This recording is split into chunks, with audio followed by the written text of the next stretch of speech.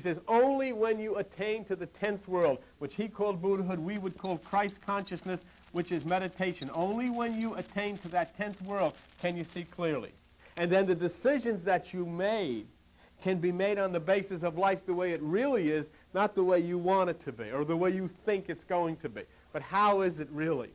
How do you draw things to you? How do you attract things to you that are positive? How do you make decisions in your life that are positive? You know, coming in here and meditating is coming in here and meditating. You still got to go up the stairs and out the door, and there you're involved with everything that is, for the most part, can be very hostile to you. It doesn't make any difference whether it's a relationship with your family, a relationship on your job, a relationship with the government, the police, whoever it is. They don't want to hear about, well, I meditate. Yeah, big deal, but you still ran the red light, so you're going, you're going to pay the money. Well, I meditate. Yeah, but you haven't paid for the car, so we're going to come pick the car up. So there's a reality involved in all of this, and unfortunately, much of church becomes very difficult for the average person to deal with, because you're told if you do this, everything's going to be okay. And you do that, and it's not okay. So then you say, oh, my God. What that causes you to do is lose faith in Christ, because you were told if you did this particular hocus pocus, he was going to come down and take care of everything. Well, you've done it, and everything is as screwed up as it was before. In fact, maybe it's a little worse than it was before. So now, let's take a cause and a renge, a cause and effect. Buddha says the cause of all suffering. Let's take it. The cause of all suffering. And he summed it up in one word. He says the cause of all suffering is desire. Everything that has hurt you in your life has come as the result of either a desire that you have or a desire that somebody else has. Sometimes some other person has a desire to have what you have. And they'll take it. And it's going to cause you to suffer. Or you may desire to have something somebody else has, and you try to take it, and you're going to suffer. And basically, if you get into psychological terms now, the way that psychologists teach you not only personally one-on-one psychology, but they'll teach you like in corporate psychology, what I get involved in often, is if you want to find the root cause, and that's the important thing, finding the root cause of the problem. What is the root cause of the problem? Then you have to do what they call the repetitive whys. You take the problem, you put it on a piece of paper, you say, I should be happy. You draw a line down the center of the paper, on the other side you put, but I'm not. That's the problem. Now the next step is, why aren't you happy? They say, because of this. Then you say, well, if that exists, why does that exist? Well, that exists because of so-and-so. Well, why does so-and-so? And right on down the line, and those repetitive whys will eventually take you right to the center, and you'll find out the cause, the root cause of the suffering. As I said, it's just like an infected tooth. You know, you can take pain pills and you can take aspirins, but all the while that thing is doing damage in there until it's rooted out. And that's what Shakyamuni Buddha tried to tell the world, that the cause of all suffering is desire. And it does, and it can come in various shapes and various things. But see, when you go into what he said was the necessary thing to do and start understanding yourself, and you go into the aspect of meditation, then you begin to see things, and your desires change because you start to conform with the changes inside of you, so that you look at things outside much differently than you did before. Your desires are nowhere near what they used to be. Joan and I first got married. Our desires were to max out every credit card that we had as quickly as we could. And that's what we would do. We'd go to Bamberger's and we'd just buy and buy and buy until that terrible time came, you know. We'd go up, Joan would hand our credit card, and it would light up, the red light would come on in the ladies' machine. And of course the thing you'd say was, there must be some mistake. This is outrageous. I demand to see somebody. And they'd give you the card back and you'd go out, and I'd say, well, let's go to Sears. And so we jump in there, we take another, we get our Sears, and we go, and that's what we did. We left a trail of credit cards all over the place, you know. But that was the desires at that time. They don't exist, and there's nothing wrong with probably that, because everybody has to experience that. You have to go through that. We did everything. I mean, since we've been married, we had boats, and we used to, and I was notoriously seasick, and I was the captain of the boat. Nobody up there knew. They're having a good time. They're slugging down the beer, and they're having a thing, and I'm up there seasick, and I'm steering the thing. They could have all died. They didn't know. We went and got motorhomes. We bought a motorhome, went up through Canada, up to the British Columbia. One time we had this truck camper, and we took 5 kids with us on a trip. From here, we went up to Montreal, made a left turn at Montreal, and went all the way out to British Columbia, out at the Canadian Rockies, with 5 kids in this truck camper. They weren't our kids, these people, and 2 dogs in this truck camper. 2 dogs, 5 kids. And we got up up near Lake Louise, up in British Columbia, really rugged stuff. And we got all set up in the camp, you know, and Joan was out there with the children, and they were all making burgers and getting the picnic tables. All of a sudden, from out of the woods, there's this big bear. I mean, a big bear was standing there. Well, I did the thing that you should do. I grabbed the dogs, jumped in the truck, and locked the doors. She was outside with the 5 kids, and then, open the door. I said, not on your life. There's a bear out there. You remember that? Oh, she fought her way in, and she got in, and 4 kids got into the truck, and there was that bear standing there, and 4 kids got in, and 1 kid, little Brian, and Stephen, and he came out of the woods. He had gone to get water or something, and he came into the clearing and saw the camper and saw the bear, and this kid made it to the truck. His feet never hit the ground. Boom, boy, there was. But these were all things we wanted to do, and we did them. So that's nothing. There's nothing wrong with that, because you'll never realize how screwed up you can get unless you screw up. You know, that's just part of the learning process. You know, like they say, you'll never understand how bitter the bitter water tastes unless you drink it. And if somebody's going to say, you shouldn't really do that, as soon as they tell you shouldn't do that, you know, that's what you want to do. I'm going to do that.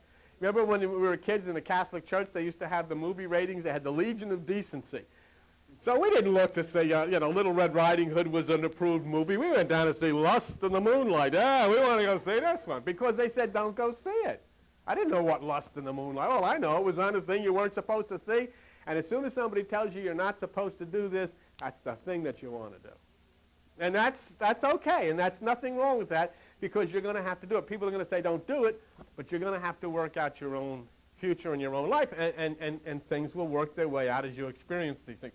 But as you go now into this concept of meditation, the blinders fall down, the distortion goes away, you start to see clearly what's going on. That's why it is so terribly, terribly important that when you come on Tuesday nights and get into that meditation and really work at it. I don't care how boring it may get. This is what's important, to break down the barriers of the left side of the mind. You're thinking 99% of your time, you're thinking vertically. You're thinking with the left side of the brain. And that's not what you're supposed to do. Jesus said, cast your net to the right side. And he said that because he was saying you have to start thinking laterally. That's what Buddha said. That's what Christians, that's what psychology says. You have to think laterally. You have to activate the creative part of your mind. Let me give you an idea of thinking laterally and thinking vertically. There was a story of these people who had a house, and they were in, years ago, they were in debt to the lender. And the lender said, I got to have your money, or I'm going to throw you in jail if you don't have the money, and I'm going to take your house. But the lender didn't want to look as a bad guy. So what he said, I'll tell you what I'll do. I'll take a smooth stone, and I'll take a rough stone, and I'll put them in a bag. And you reach in, and if you pick out the smooth stone, then I'll forgive the debt. You won't have to pay the debt. You won't have to go to jail. Everything will be okay. But if you pick out the rough stone, then I get everything. So the wife stood there, and the man picked up. But when he picked up the stones to put him in the bag, he picked up 2 rough stones. Put him in the bag. So the question is, what would you do? What would you do? Most people would say, I would tell this guy, hey, wait a minute, you put 2 rough stones in. Well, that's thinking laterally.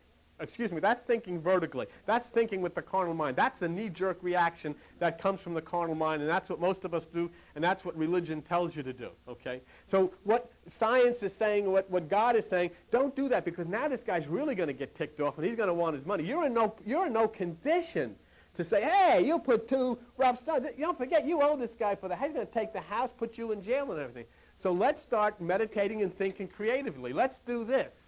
Let's take one of the rough stones out of the bag, drop it, kick it with our foot, say, I don't know where it is, but we can tell which stone it was because we can look in the bag and see what's left.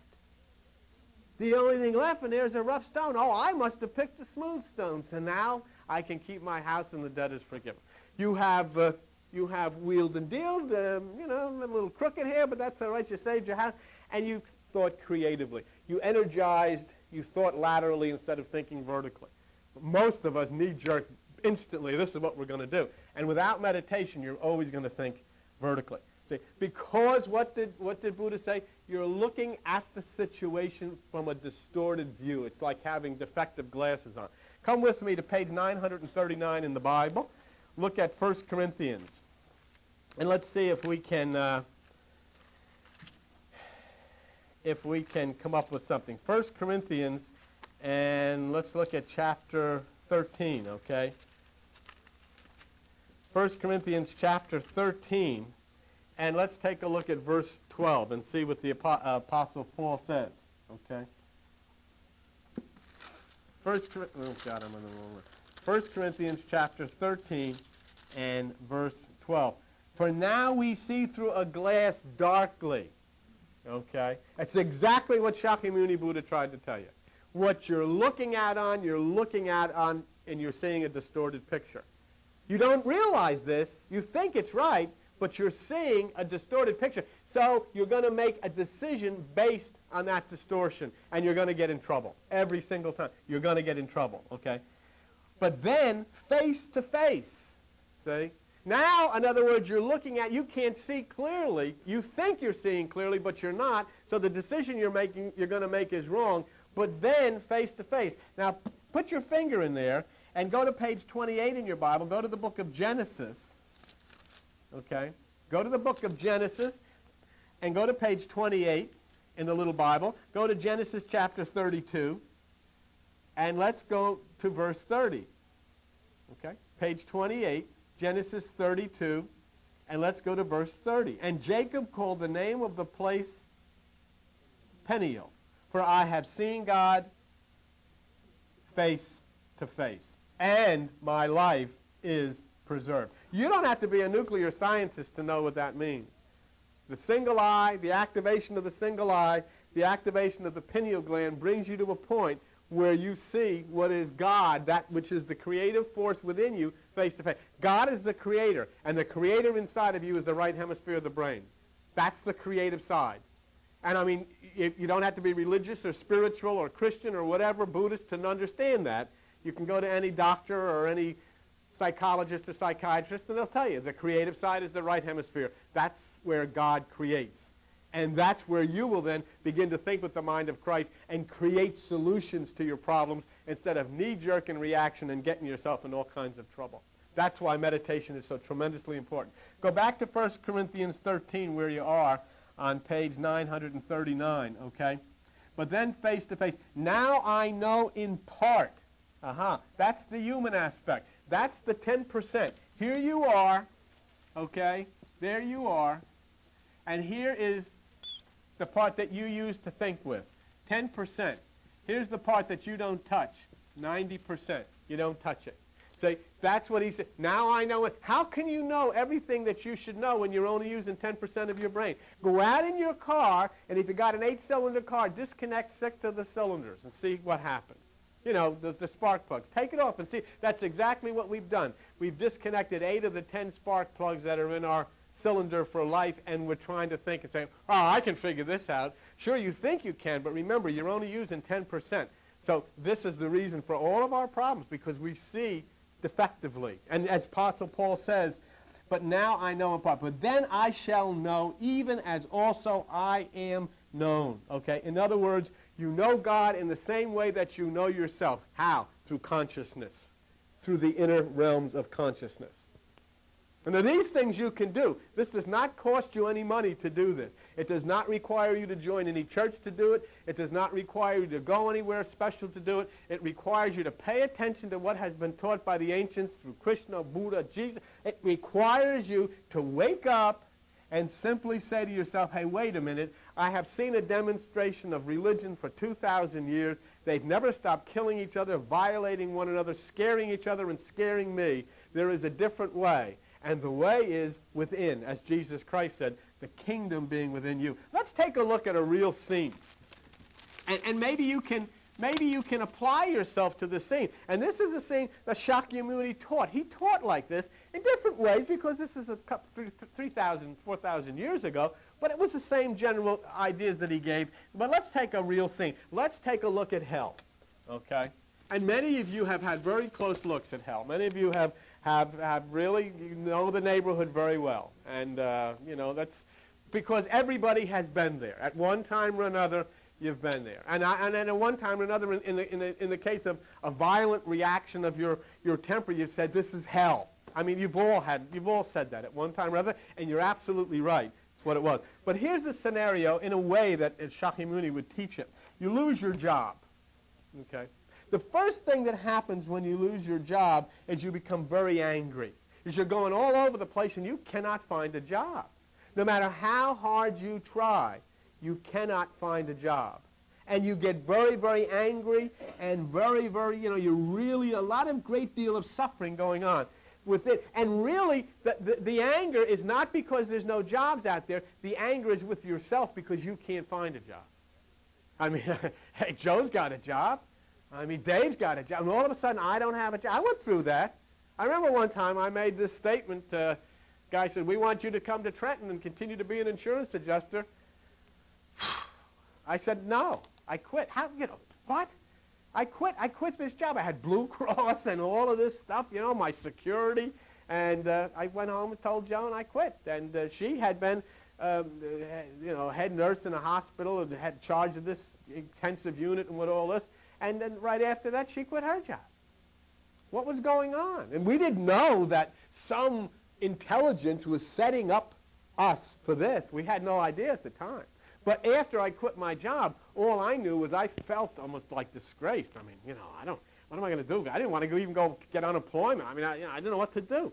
And so what I did was I started to turn in on myself and take it out on myself and start to become violent and do all of these things that we do, screaming and kicking things and going, you know, really a lot of suffering inside. But what happens to most of us then is this is where Shakyamuni Buddha says really trouble starts.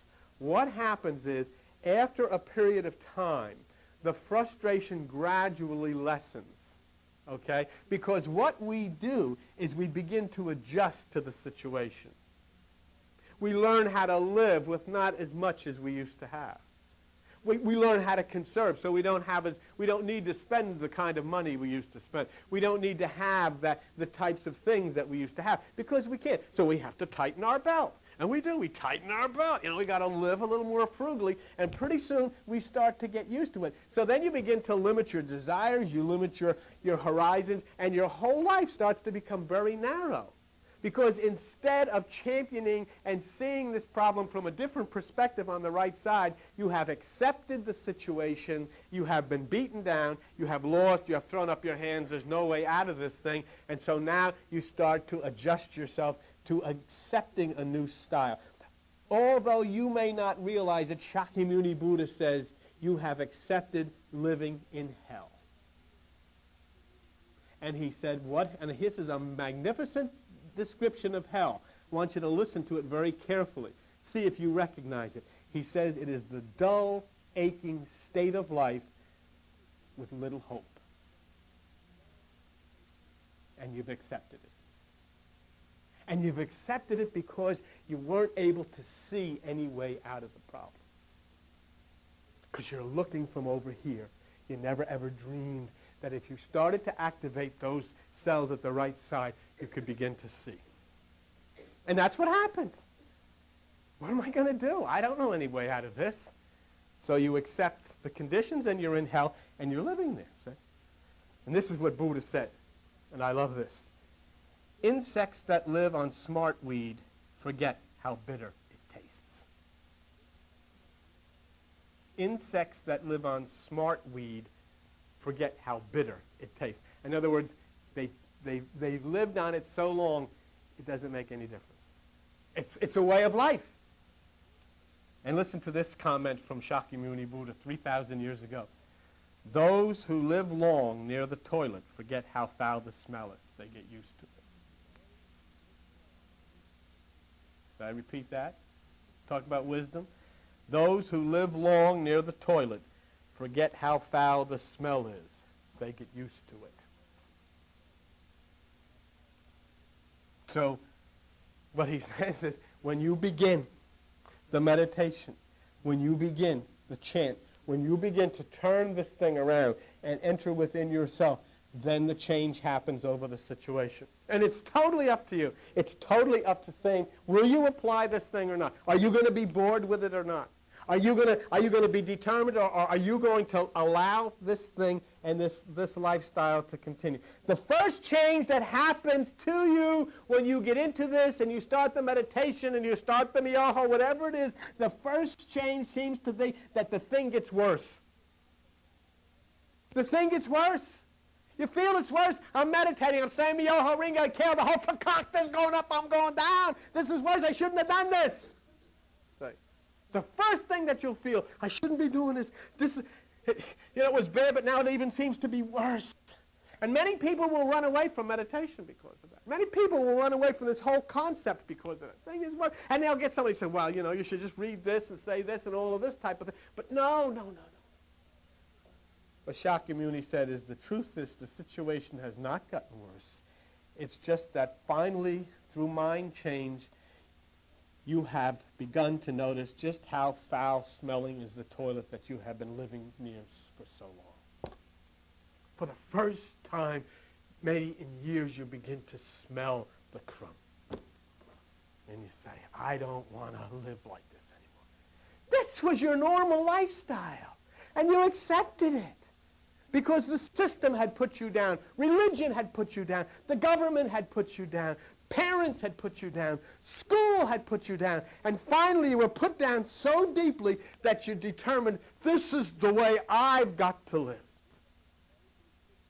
And then suddenly, as you begin to understand and hear things from the right side, you realize, this is not a way for me to live. This is not a way for decent people. Are you going to sit here and tell me that in the realm of 1992, the technology available, the money available, the power available, that there have to be people starving? Who's doing that? Where are all these damn churches that are so holy and they got you saying this and laying hands on this? Where are they? Where is everybody? Where is all of these people, all these do-gooders? Where are they? Who cares whether 30,000, the average life of a little child in Africa in the desert, how long do those children live? Do you ever see them with flies crawling on their face? Do you know? And you're going to pray to God and say, oh, bless me? And his screwball on television is going to come and say, now walk and your leg feels better, doesn't it? Oh, his leg feels better when 30,000 little black kids die in Africa yesterday because this wonderful God is more concerned about this guy's leg than 30,000 children dying of starvation? And oh, God, we're going to fight onward, Christian soldiers. What a rotten song that is. That's not the way Jesus ever. Jesus would never use the word onward, Christian soldiers. He'd say, as Buddha would say, unclench your fist, turn the other cheek, and be at peace. It's a disgusting demonstration that has happened in this world. Whether it be the degrading of minority people, whether it be the put down of people because they're what sex they are, women, whether it be the total disregard of children starving, not only in Africa, you can take a look right here. Oh, it's very easy to get mad at people when they set fire to stores. You want to live like they live? What would you do? You might set fire to a few stores yourself if you had to live like that. Get to a point, like he said, you get to a point where you don't even know there's any chances. You don't even know there's any possibility. You take somebody that's living in Los Angeles or in Harlem or somewhere, and you put him in a new suit, and you put him in a house in Hyannisport, and you put him in a fancy job and a nice car to drive to Washington or a plane to fly into Washington. He ain't going to set fire to any stores. Who's kidding who? What he says, it is not only individuals who look at things distorted, but it's people who lead you, who make your laws, who are looking through defective glasses and see a distorted view. When they make decisions, you may make decisions, may hurt your wife, may hurt your kids. But when these people make decisions, they hurt everybody. Hurt the world, hurt the animals, hurt the ecology. And Buddha said it is extremely important that you start smelling the toilet because it stirs you out of the apathetic attitude that this is where you are and this is what you've got to be. You don't. You don't have to live in poverty. You don't have to live from hand to mouth every day. You don't. And when you resurrect and get into this thing, and get into the right hemisphere, and start shaking your fist and raising the power of God and let it flow through you, the money will come back to the poor people. The freedom will come back to the poor people. The food will come back to the poor people. But as long as you're going to sit there and say, they got me, then they got you. As long as you're going to follow the mob into a church and sit down and sing Amazing Grace while you're dying inside, they got you. So you'll either fight this enlightenment that's coming to you, and you'll go back and jump in the toilet again, or perhaps hope will flare from within you. Do you know there's a lot of people, and once you come into this meditation, you know there's a lot of people that'll go into that bathroom, the spiritual bathroom, and try to jump back in the toilet. And when you're trying to get in the toilet, there's a great arm within you pulling you back and saying, don't go back to that. Don't go back to it. So easy to want to jump back in. You don't have to live like the way you've been living. When that Buddhic chant that Shakyamuni talked of, Myo, Ho, Ringe, Kyo. This word is split in two parts, Myo and Ho, okay? This word here, Myo, also means, you know what this word also has another meaning? Do you know what it means? Revival is what it means. Revival. And it's not to come in and, like churches, let's have a revival so everybody brings a covered dish. That's the first step that it's not going to be a good time. You know, as soon as they uncover them, as soon as they keep the dishes covered, it's wonderful. As soon as they uncover them, did you ever go to those things? 30,000 variations of ziti.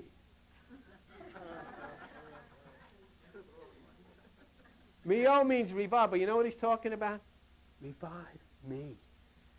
You, me, we need the revival in here. Come alive. Come upward. Raise myself upward. I don't have to. I forget what the name of the movie was, but this guy had everybody stick their heads out of the window and say, I'm mad as hell and I ain't going to take it anymore. What was it? Network. That's what you all need to do. And once you realize the power that's coming upon you through Christ consciousness, that will happen. You don't have to stand for second best. You don't have to be pushed around by the system, because in the old days, yes, you couldn't do anything about it, but now there's a new system, and this system is the Christ system, which is coming in live, and you turn that system on, and together, you see it. You see what's happening. You see what's happening. You know what you got? Here you got in the politics in the United States. I'll show you how screwed up this thing is. You got some guy is about 4 foot high in Texas. His name is Ross Perot. Nobody knows what the heck this guy is for. They don't know whether he's for this or for... They don't know it either. All they know is he's got a lot of money, and all they know is he's standing there, and he doesn't agree with the other two, so they say, let's vote for him. That's all. Because a revolution is... There's a revolution. That's a tremendous revolution. It's never anything been like that in the history of the world. Not saying this guy is any good. They're not saying, oh, we want to vote for him because he's good. We say we want to vote for him because the other two are fakakta. Already, we don't want this with these guys. It's like Gorbachev. Gorbachev said, we're going to change it a little bit. They said, you're not going to change it a little bit. You're going to go. The whole thing's going, there, it's gone. How did that happen?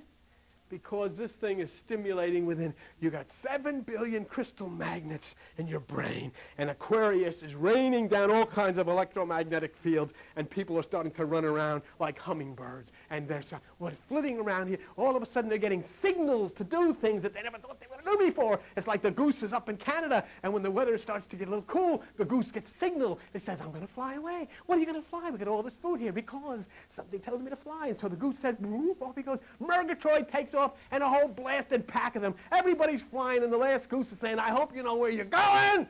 And he says, I don't know where I'm going, but I'm going anyhow. And they all fly, and then further down the road, and a few thousand miles, they hear, la cucaracha, hooray! And they land in Acapulco. How did he know? How did Murgatroyd know? How did all the rest of them know? They were going to Acapulco. Did they say, have you ever talked to a goose that said, have you ever been to Acapulco? They don't know where Acapulco is, but they go all the time. Why? They got a signal. Do you know why the people blew the communists out of the Soviet Union? They got a signal. You know why they're getting ready to blow all this thing to pieces in this country? They got a signal. And the 7 billion magnets in your brain that are crystal are picking up signals from the universe that are saying, it is just about time. It is just about time. And that's what's going to happen. And it doesn't make any difference whether you vote for this guy or vote for that guy. You can vote for Prissy the cat. It's going to accomplish the same thing. Not going to make any difference because the signals are coming down, the little crystals in your head are tuned in, and the change is coming. And the poor and the oppressed are going to be given back what was taken from them. Watch it happen. There's a psalm in Psalm 85, verse 6, and it says, will you not revive us again? Let me show you something. What does this do? Why is it important to do this? Okay? Let me show you why it's important to do that. Go to page 886 in the Bible. Book of John. Boy, I'll tell you something. When I eat all this high blood pressure stuff, I'm doing pretty good now. Doing pretty good, thanks to all of you, and stopped eating salt and trim down a little bit. You know, it's a terrible thing, though. You trim down, the doctor says, I got to have you lose the weight, you know, get the blood pressure down. Got the blood pressure down. Once you get the blood pressure down, you get feeling pretty good. All of a sudden, what happens? What did Buddha say in the beginning of this message? Desire. We walked in last night to a friend of ours, you know, Dr. Reynolds, who's our veterinarian, who's moving to Florida, and they had a little going-away party. We went in there last night, and as I turned into the living room, in the dining room, the first thing I laid my eyes on was a whole plate of chocolate-covered cookies. Huh? I knew better. The doctor said, well, when I was laying on the table and my arm was pumping away at 200 over 500, whatever it was, the doctor says, oh, this is serious. Then I wouldn't touch a chocolate cookie. But now we've got chemicals, and the chemicals take down the blood pressure, so the blood pressure's all right. So I look in, and I see the cookies. So what did I do? I ate the cookies last night. Went all over there because I had to. That's the way it is. Get back into things, you know. Look what it says here. John 21, verse 6. This is why I say miyoho renge kyo. What's John 21, verse 6? What did Jesus say to do? Cast your net to the right side. When you do that chant, you're casting your net to the right side. Why are you casting your net to the right side? Because the left side doesn't know what the hell you're talking about. Your left side doesn't know. When you're saying that, your left side can't grasp it, and the right side begins to open. Why else? Go to page 781. What did Jesus say? Matthew 6, verse 22. Matthew 6, verse 22. The light of the body is the eye. If therefore thine eye be single. When you chant that, you are practicing the single eye, and you are raising your consciousness into the realms of glory. One more reason, an important reason. Why do you say miyoho renge kyo? Cast your net to the right side. It practices the single eye. One more reason. Page 829. Book of Mark. Mark chapter 16. Verse, page 829. Verse 17, Jesus Christ our Lord, and these signs shall follow them that believe in my name. They shall cast out devils. You know what those devils are? Your damn thoughts. Your thoughts. Have any of you ever had thoughts that were devils? You can shake your head yes because you know it. That's what casting out devils means. What did Jesus say? Take no thought. When you take no thought, you cast out devils. How do you do that? You cast your net to the right side. You practice the single eye. Why should I chant miyoho renge kyo? Verse 17, because they shall speak with new tongues. You and I had better start doing what Jesus Christ says to do. I'll teach you Buddha, I'll teach you Krishna, I'll teach you Campbell, I'll teach you Jung, I'll teach you all of that stuff, but it comes down, everything was square with Jesus Christ. Because he's the teacher. He's my guru. Everything was square. Tongues. Say it, Myoho, Ringe, Kyo. You've talked with tongues, you've practiced the single eye, you've cast your energy to the right side. All like that, fulfilling the commission of Jesus Christ. Because you can't make it work anyway. The right hemisphere of the brain is where the Father sits. When you sit at the right hand of the Father, when the Father sits at the right side, it is because of the right hemisphere of the brain. The creative impulse is only open to that which is beyond the intellect. And when you start to talk to it, it doesn't understand. It can't deal with what you say. You've got to go through there through decibel and through impulse and through that magnetic fields that are activated by that type of a thing. And what, there was some interesting things of what Buddha said about that as we wrap it up. He says, doing this will be a lantern in the dark. Jesus Christ said, your body will fill with light. He said, doing this, at times it will be water. Jesus Christ says, out of your innermost being will flow rivers of living water. Water in mysticism means truth. The truth will flow from you because the truth will begin to flow into you. Buddha says at other times it will be fire. Jesus says, I will baptize with the Holy Ghost and fire, spirit. These people agree with each other. The same voice that comes from heaven. God sent this voice down from heaven to tell you, to say to you, through all ages, do you think that God just sent a Jesus to take care of you and the Protestants and the Catholics? And the heck with everybody else? Don't you think there was? Do you know that it says in the Bible that Jesus was a high priest after the order of Melchizedek? Not before. He wasn't first. He was after the order of Melchizedek. What do you think? Do you think a man that gave his life like Shakyamuni in love to send the suffering of people and to show people how the human mind works? This man was a master psychologist when there wasn't any such thing as a college. Who taught him?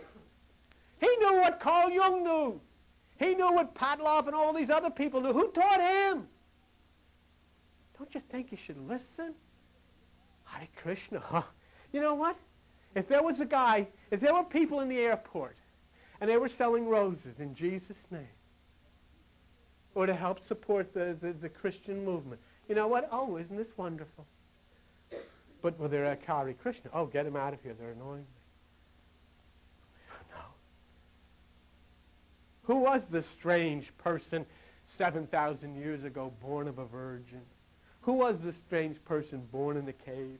Who was this strange person that when he was born the stars shone over the cave? Who was this strange person that when he was born the wicked king killed all the children 2 years and younger? Who was this strange person whose parents had to whisk him away, safely away from the wicked king? Who was it? His name was Hare Krishna. Story sound familiar? Only the names are changed. We think everything's reserved just for the evangelists on television. They really believe that. God is God, and his love is given to everyone in all of the universe from the beginning of time. One day, you suddenly realize that the problems no longer depress or frighten you. Don't worry about the things like you used to. I just finished this by telling you something that Shakyamuni taught. If you never have enough money to pay your bills, if you can't form good relationships with other people, you are not living a happy and fulfilled life. It doesn't mean that the person who has money and has friends is, because that person can be torn apart inside. But what Shakyamuni said, Ku is the invisible, Ki is the visible.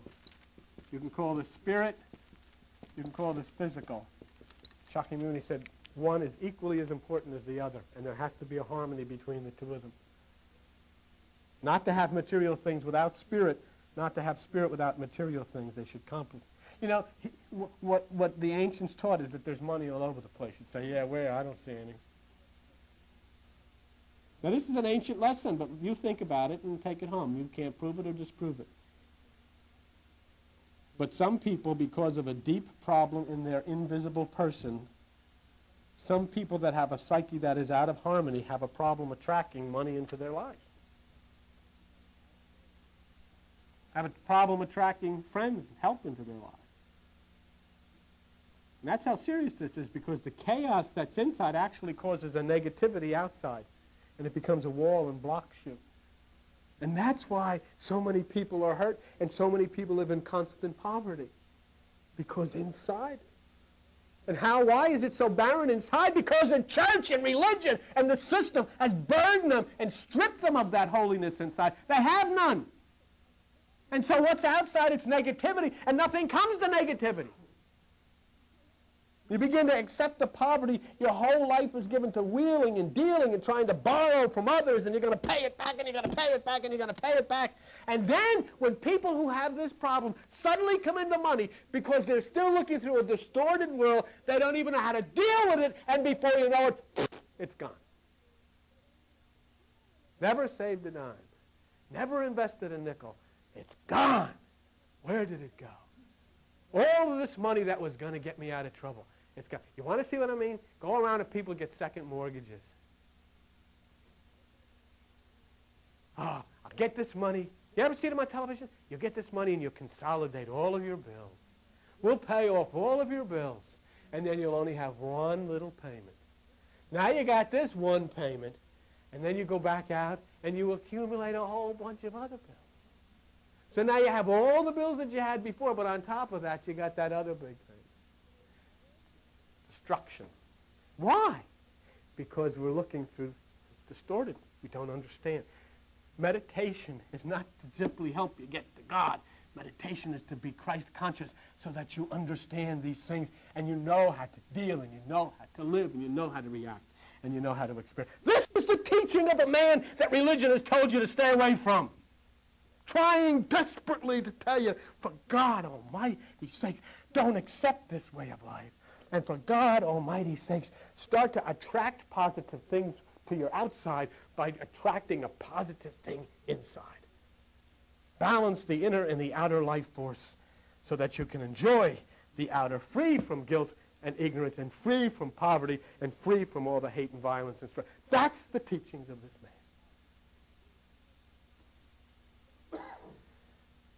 And the more I read of him and the more I teach of him, the more I wonder about the system, its religions and Christianity and all the rest of it that has turned a deaf ear to such wisdom. How did he learn all this? He sat under a tree, it says, the Bodhi Tree. You know what the Bodhi Tree is? Tree of life. He ate from the tree of life, and he knew more than any of the psychologists in the world know who've gone to college 20 years. He knew it all because he sat under the tree of life. Not bad. If you have an opportunity tonight, I'm starting teachings on the gentleman who started Joan and I into all of this, Joel Goldsmith. And I'd like to share his love and his majestic, mystical understandings with you, if you can. Thank you for being here. When you're done with the tape, send it on to the next person as fast as you can. Send the card back to Mary. There's a route sheet inside. Put the route sheet back in the box. And when you send the tape off, the next person will know where they're to mail it. And Joan comes on and tells you. I have to stop for just a minute and thank all of you out there. I don't even think I've shared with you. We're sending out about 150 tapes a month. Kathy Gill is the tape sender router, and she can tell you it just never stops. But there's a big cost attached to buying the tapes and mailing the tapes and the mailers. And the people on the network have been just sensational over the last few weeks. And I just want to express a great deal of gratitude